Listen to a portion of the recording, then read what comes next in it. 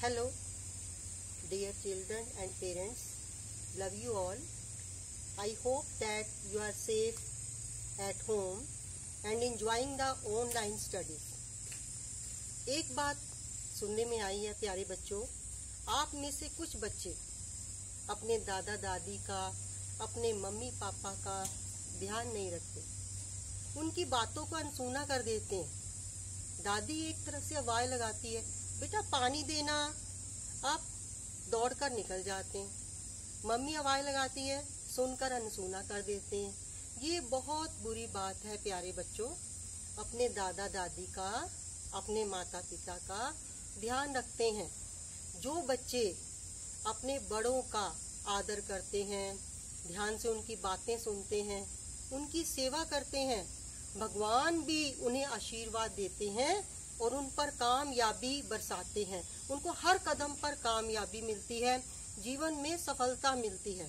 तो इसलिए अपने माता पिता का, अपने दादा दादी का, अपने बड़ों का हमेशा ध्यान रखो, उनके पास बैठो, उनकी बातों को अनसुना ना करो, उनकी सेवा करो। आपको ये बात समझाने के लिए एक मैं उदाहरण देती हूँ। एक बार मैं फल लेने के लिए बाजार गई। वहाँ पर मैंने देखा एक रेड़ी पर बहुत अच्छे अच्छे फल लगे हुए थे, फल पड़े हुए थे। फल वाला कोई नहीं था वहाँ पे, रेड़ी पर फल लगे थे।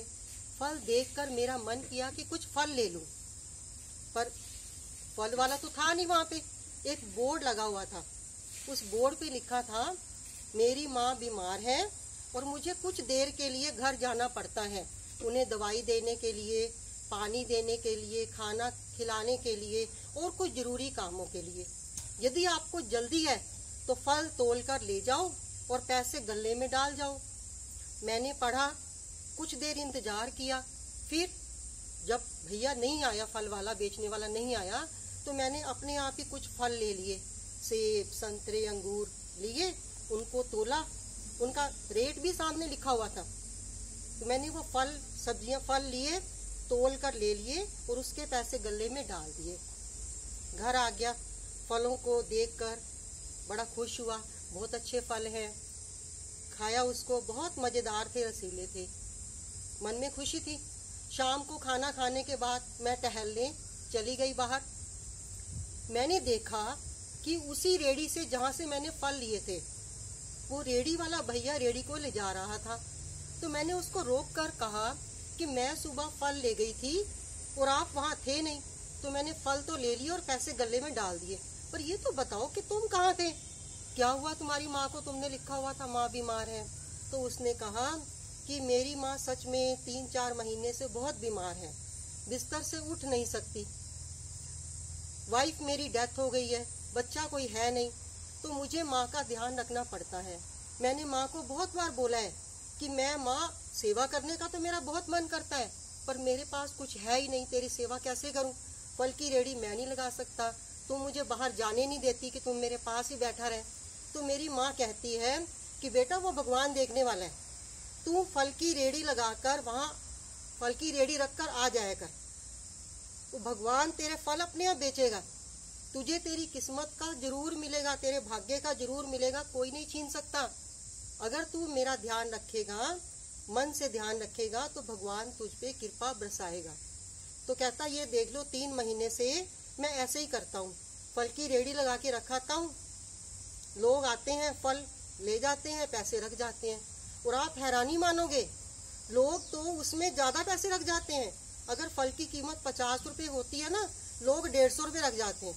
कोई डॉक्टर अपना पता रख जाता है, यह लिख कर कि अगर मेरी ज़रूरत हो तो मुझे बुलाने में परहेज मत करना, मैं तुम्हारी माँ का इलाज करने के लिए वहाँ आ जाऊँगा। इसी प्रकार कोई खिचड़ी बना के रख जाता है, कोई रोटी बना के रख जाता है। तो मतलब ये बात कहने का मतलब ये है कि जो अपने माता पिता की, अपने दादा दादी की सेवा करता है, उनका ध्यान रखता है, भगवान भी उनका ध्यान रखता है, हर कदम पे सफलता देता है, कामयाबी बरसाता है। तो हमें अपने माता पिता की बातों को सुनना चाहिए, दादा दादी की सेवा करनी चाहिए। ये ना हो कि उनको वृद्धाश्रम में छोड़ आएं, या उनको गालियां निकालें, या उनको बुरी बातें कहें। It's very bad. आपको उनके नज़दीक जाना है, उनकी सेवा करनी है। अगर आपने भगवान का आशीर्वाद सच में प्राप्त करना है, क्योंकि आपने भगवान नहीं देखे, भगवान तो आपके अपने माता पिता हैं। दूसरी तरफ मैं माता पिता से भी ये गुजारिश करूंगी, प्रार्थना करूंगी कि वे भी अपने बच्चों का ध्यान रखें, उनके साथ खेलें, समय व्यतीत करें।